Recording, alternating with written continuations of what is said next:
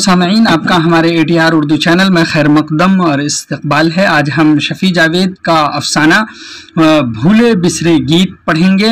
ये आप जानते हैं ये एक अफसाना है। अफसाना थोड़ा सा आप ध्यान से सुनिए और देखिए, आपको पूरी बात समझ में आएगी। इसके जो अहम पॉइंट्स हैं वो भी बताए जाएंगे। साथ में इस अफसाने को अगर आप देख लेते हैं एक मरतबा, आपके जहन में वो सारी बातें बैठ जाएंगी। सैयद अजीज़ अहमद को डायरेक्टर जनरल के ओहदे से सुबुकदोश हुए तकरीबन 10 साल हो चुके थे। मतलब माजी से शुरू किया है हाल की तरफ, यानी अभी हाल से यहाँ पर कह दिया कि अभी जिस हाल में है सैयद अजीज़ अहमद, और ये किस ओहदे से सुबुकदोश हुए, डायरेक्टर जनरल के ओहदे से सुबुकदोश रिटायर हुए। तो उसको रिटायर हुए 10 साल हुए हैं। अभी कह रहे कि ये 10 साल के अरसे में कई तब्दीलियां हुई हैं। लिखा है कई तब्दीलियां आई।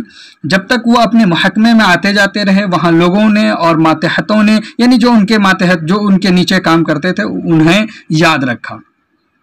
तब्दीलियों का सिलसिला बता रहे हैं कि तब तक जब तक आते जाते रहे तब तक तो याद रखा। कुछ उनके पाँव भी छू लेते और कुछ एहतराम के साथ सलाम करते। ऑफिस की बात बता रहे, जब उनके पास अपनी गाड़ी न रही तो लोगों से मिलना मिलाना भी कम हो गया। गोया कि जब सरकारी ओहदे पर थे, सरकारी गाड़ी थी तो मिलना मिलाना होता था, ऑफिस जाते आते थे, बहुत लोगों से जान पहचान थी। लेकिन वो धीरे धीरे उनको जब गाड़ी नहीं रही तो मिलना मिलाना कम हो गया। जो भूले भटके याद कर लेते थे वो भी खत्म हुआ। थोड़ी सी जान पहचान बाकी थी, वो भी जाती रही, यानी अब वो भी खत्म हो रही है। सबसे पहले लोग ये भूले, क्या भूल रहे हैं? सबसे पहले कभी वो डायरेक्टर जनरल थे, फिर लोगों ने ये भुलाया कि वो सैयदजादे भी थे, उनमें इनका अपना कसूर था। अव्वल तो ये कि वो गोशा नशीं हो गए, मुस्तजाद ये कि अपने मकान के बाहर उन्होंने अपनी प्लेट पर सिर्फ अजीज़ अहमद लिखवाया था। तीसरे मरहले में लोग ये भूले कि वो कभी अजीज़ अहमद भी थे, अब वो सिर्फ चाचा या नाना जान रह गए थे। लोगों की कलीलुल मुद्दत याददाश्त में सैयद अजीज़ अहमद की अब कोई जहत बाकी न थी। यानी ये कह रहे हैं कि जो तब्दीलियां हुई हैं इस 10 साल में, इस 10 साल में तकरीबन तब्दीलियों में से ये हुई हैं कि लोग उनको भूल गए हैं। जो थोड़े मोड़े जानने पहचानने वाले थे वो भी नहीं रहे।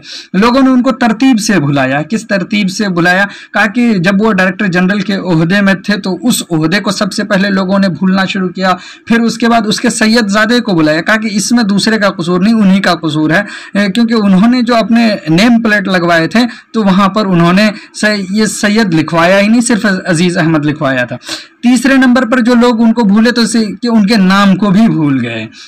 लोगों के जहनों से वो इस तरह से महव होते चले गए। अब अगला पैराग्राफ है, अब वो अकेले होते तो उन्हें बहुत सी गुजरी हुई बातें याद आती, ख़ास तौर से अपनी वजाहत और अपना रुतबा और अपना ओहदा कि उन्हें वो आंखें बंद करके पुरानी फिल्मों की तरफ बड़ी खामोशी से देखा करते थे। अब बैठे बैठे वो ऑन भी जाया करते थे। आज भी ऐसा ही हुआ कि टेलीविज़न पर लॉग ऑन इंटरनेट उनका नौजवान नवासा देख रहा था। सोफे पर उसके बाजू में बैठकर खबरों को सुनने के इंतजार में वो औंग गए। कुछ देर बाद उनकी आंख खुली तो स्क्रीन पर मंजर बदला हुआ था। आग लगी हुई थी, शोलों की लिपट ऊंची से ऊंची हो रही थी और साए एक दूसरे में तहलील हुए जा रहे थे। इतने में एक बात ये कही जा रही है कि अजीज़ अहमद को अभी आदत पड़ गई थी अकेले होने की, और अकेले रहते थे तो उसमें उसको पुरानी बातें याद आती थी, और उसमें कम से कम उनको 2-3 चीज़ें याद आती थी। उनको अपना वजाहत, उनका मुकाम और मर्तबा, यानी उनको उनकी इज्जत और उनका ओहदा उनको याद आती थी। और ये सारी चीजें जो याद आती थी, जिस तरह से आप फिल्म देखते हैं तो वो तेजी से जो है एक के बाद दूसरी सीन आती, बिल्कुल उसी तरह से वो सारी सीनें बदल रही थी। लेकिन साथ में ये भी होता था, अब बैठे बैठे वो ओम भी जाया करते थे, यानी इन सारी चीजों को सोचते हुए।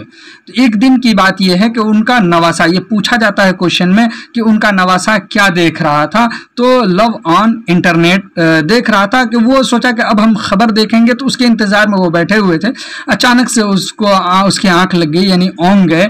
तो आंख लगी, तो जैसे आंख खुली तो वो देखते हैं कि आग लगी हुई है। तो उन्होंने अपने नवासे से पूछा कि क्या हुआ, तो नवासे ने कोई जवाब नहीं दिया, खामोशी से उठ गया। उन्हें इस बात पर ताज्जुब हुआ, लेकिन ये बुरी लगी। वो उठ करके चला गया। चुप कह रहे हैं कि जब वो उठकर चला गया तो टीवी चलता ही रहा। वही मंजर दोबारा स्क्रीन पर जब आया तो उन्होंने ला हौल पढ़कर तेजी से वहां से वो चले गए। तो जब वो चले गए तो फिर उनका नवासा वापस आकर बैठ गया और इस मनाजिर से लुत्फ अंदोज होने लगा। ये बातें थी इसमें। अब जब वहां से वो चले गए थे तो अपने कमरे पहुंचे तो अजीज़ अहमद को अपने आप में एक बेचैनी और घबराहट होने लगी, तो अंदर उन्हें गहरी घुटन का एहसास होने लगा। यूं भी वो खुले के असल में आदी थे। जब वो जॉब में थे तो वो बड़े बड़े वसी बंगलों और लॉन में टहलने के आदी थे। अपना मकान नहीं बनवा सके थे। मकान क्यों नहीं बनवा सके थे? क्योंकि उन्हें बालाई आमदनी को वो गुनाह समझते रहे थे। वो यानी घूस वगैरह लेने को गुनाह समझते थे। बालाई आमदनी से मुराद है रिटायरमेंट के बाद उन्हें जो कुछ मिला उसकी कह लीजिए कि बीमारी और ऑपरेशन में वो सब खर्च हो गए थे। अब उनको उसी छोटे से मकान में रहना था जो अभी आपने देखा कि उस मकान में वो रहते थे। उनके पास उसके अलावा कुछ भी नहीं था, कलील से पेंशन, और वो उनके अहलिया उससे क्या करते थे, बस रोटियां खा लेते थे। और बाहर की खुली फिजा और ठंडी हवा में उन्हें राहत का एहसास हुआ। जब वहां पर उनको ये एहसास हुआ कमरे से निकल करके, तो उन्होंने पलट करके देखा अपने कमरे की जानिब, तो उन्हें अजीब सा लगा कि छोटा से कमरे में रहते। उनका चेहरा इस वजह से मुरझा गया। तो हालांकि ये बता रहे हैं कि ये नहीं मुरझाया, हालांकि उनका चेहरा वो जी वजाहत और पुरकशिश शख्सियत के मालिक तो शुरू से ही थे। यूनिवर्सिटी के ज़माने में तो उसके इस कैफियत के, इस खुशपोशी के तो बड़े चर्चे थे। इस तरह से जब वहाँ पर वो खड़े थे, इन चीज़ों को देख करके चेहरा जो मुरझाया, तो उनको मौत और ज़िंदगी, इन सारी चीज़ों की याद यकायक आई और उन्होंने इसकी तावील और तौजीह भी की है। इस पूरे पैराग्राफ में देखिए, नमाज जनाजा की अजान नहीं होती, अजान तो बवक्त पैदाइश ही हो जाती है, और अजान और जमात का वक्फा, ये सारी चीज़ें ये उसी को लेकर के सोच रहे हैं और कह रहे हैं कि ये कैसा मुनसिफ है, क्या कैसा गवाह, कैसा कातिल के सफ़े हस्ती को उलट पलट कर रख देता है। और ऐसे ही एक दिन नफसी नफसी के आलम में हम मैदान हश्र में खड़े होंगे और आफताब सवा नेज़े पर होगा। कितने यानी थोड़ी सी मुद्दत में यानी उनको उनके जहन में कितनी सारी चीज़ें याद आ जाती हैं।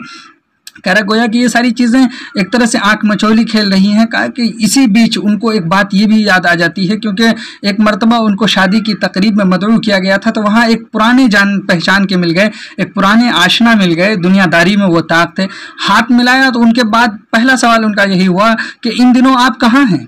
अजीज़ अहमद ने उनके सवाल को अच्छी तरह समझा, लेकिन जवाब में बोले आपके सामने हूँ। ऐसे जवाब से वो दोस्तनुमा आशना यानी जान पहचान शख्स गड़बड़ा गए। नहीं, मेरा मतलब है, हाँ वो मैं समझा भाई, आप मुझसे मिलिए ना। मेरी कुर्सी की जुस्तजू क्यों है? जुस्तजू कहते हैं तलाश को।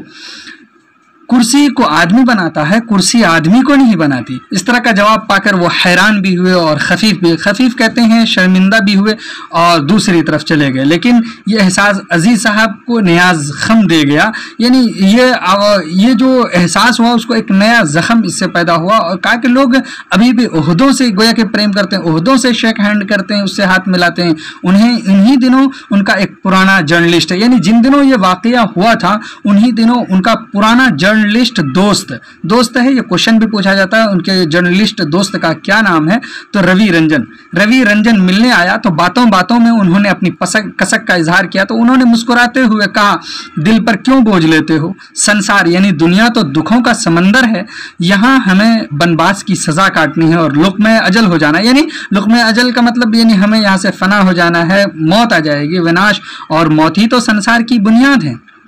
यहाँ खुशी की तलाश, अंधेरे कमरे में सियाह बिल्ली की तलाश है।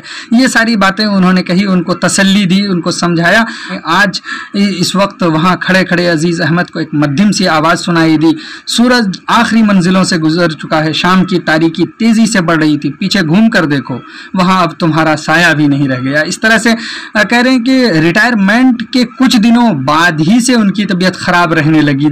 तो बीवी ने कहा, दरअसल आपको एक लंबे अरसे तक काम करने और मसरूफियत की ज़िंदगी गुजारने की आदत सी हो गई है, और अब जो आप एकदम फारिग हो गए हैं ना, इसीलिए आपकी तबीयत ख़राब रहती है। ये बात उनकी बीवी ने कहा। तो अब जो है कह रहे हैं अजीज़ अहमद इस बात को सुन करके कह रहे हैं बीवी को देखते रहे और 45 बरसों की रफ़ाकत उन्हें याद आती रही। तो फिर बीवी ने चाय की प्याली बढ़ाते हुए कहा, क्यों कोई काम नहीं ढूंढ लेते? मसरूफ़ हो जाइएगा तो खुद ब खुद आपको आराम मिलेगा।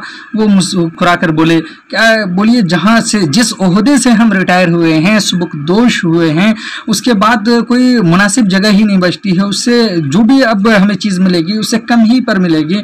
तो कहा कि उस बीवी ने कहा कि ये डायरेक्टरी की लाश कब तक अपने कांधों पर लिए फिरिएगा। इस तरह से उनको ये सारी बातें उनको सोचने पर मजबूर करती थी। यहाँ तक कि ये बातें हो ही रही थी कि बेटे आए तो कह रहे हैं कि माँ ने बेटे की मुश्किल को महसूस किया और ठंडे ठहरे हुए लहजे में बोली, यूं किताबें पढ़ने और अखबारों और रिसालों के लिए लिखते रहने से क्या मिला आपको?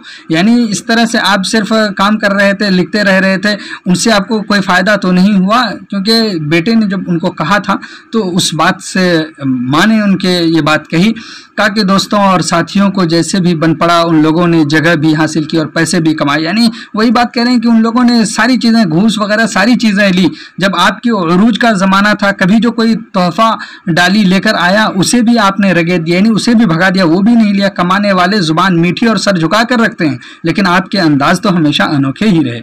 अजीज़ अहमद को इस बात से उकताहट हुई, उन्होंने चाय वाली आधी ही पी करके उन्होंने छोड़ दी। ड्राइंग रूम की तरफ जाते हुए उन्होंने बेटे का आखिरी जुमला ये सुना, आप बहुत काबिल, बड़े दानिश्वर हुआ कीजिए, असल बात यह है कि आपको मादी फ़ायदा क्या हुआ? तो झट से उसकी माँ ने कहा ज़ीरो। अजीज़ अहमद ने देखा ऐसा नहीं है, तो फिर उन्होंने कहा कि आपको कारून का कौन सा ख़जाना आखिर मिल गया?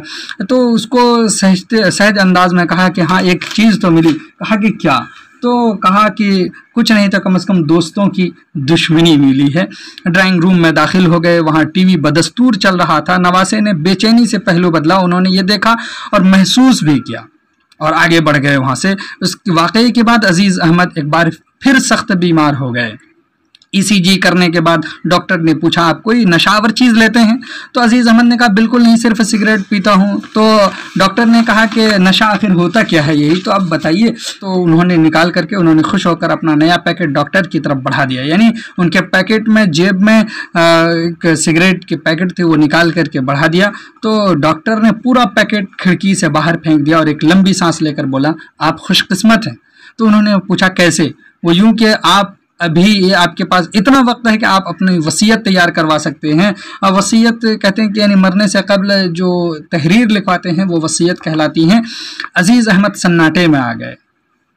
अब इसी तरह से, हालांकि उनकी आदत थी अजीज़ अहमद की कि वो रात में जो है लिखने पढ़ने का काम करते थे। एक दिन वो इसी तरह से लिखने पढ़ने बैठे ही थे जैसे, तो उनको एक खला महसूस हुआ। कहा कि लगा कि ऐसे कि जैसे उनका कोई पुराना दोस्त उससे बिछड़ गया हो, जैसे छूट गया हो, यानी या फिर खो गया हो। लिखने के बाद वो हसरत से अपनी उंगलियों को देखते हुए रहे। इस तरह से आमतौर पर जैसे कि पीते हैं सिगरेट, उस तरह से उन्होंने देखा।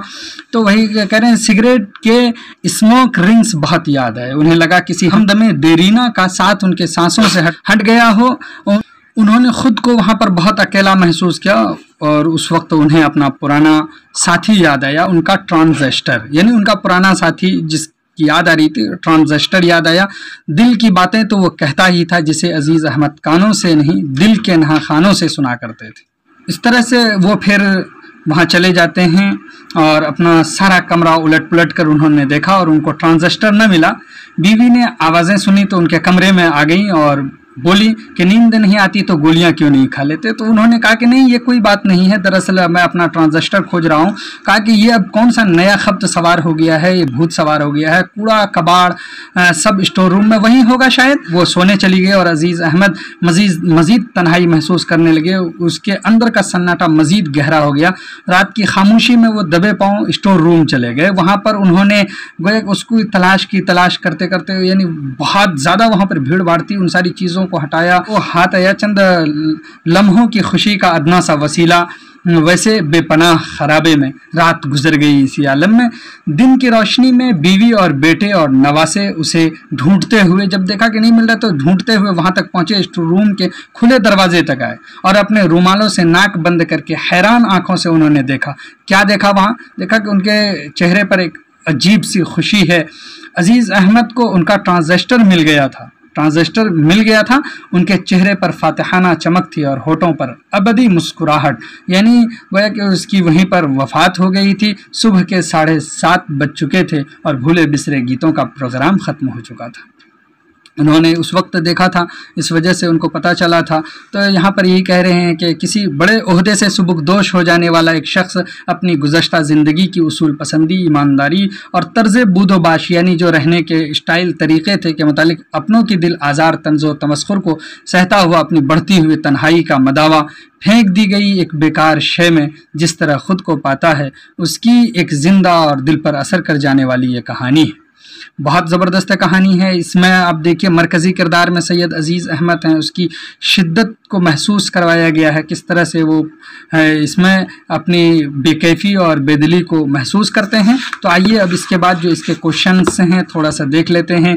लिखा, सैयद अजीज़ अहमद किस ओहदे से सुबुकदोश हुए? डायरेक्टर जनरल के ओहदे से सैयद अजीज़ अहमद सुबुकदोश हुए थे, और कह रहे हैं कि सुबुकदोश हुए उसके 10 साल हो गए थे। उनका नवासा टेलीविज़न पर क्या देख रहा था? लव ऑन इंटरनेट देख रहा था। रवि रंजन कौन थे? रवि रंजन उनका पुराना जर्नलिस्ट था, वो जर्नलिस्ट थे, उनका पुराना दोस्त, यानी अजीज़ अहमद के पुराने दोस्त थे। क्या डॉक्टर की बात सुनकर वो सन्नाटे में आ गए? डॉक्टर की बात, यानी कि आप अभी इतना वक्त है आपके पास कि आप वसीयत लिखवा सकते हैं, तो ये बात सुनकर के वो सन्नाटे में आ गए थे। उनका अपना एक और पुराना साथी क्या था? उनका एक और अपना पुराना साथी ट्रांजिस्टर था।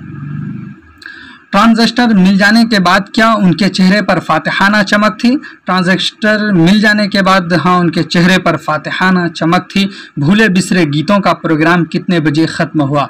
तो भूले बिसरे गीतों का प्रोग्राम 7:30 बजे, सुबह 7:30 बजे ख़त्म हो गया। इसलिए हमें दूसरे वीडियो में आपसे मुलाकात होगी, तब तक के लिए खुदा हाफिज़, अस्सलामु अलैकुम।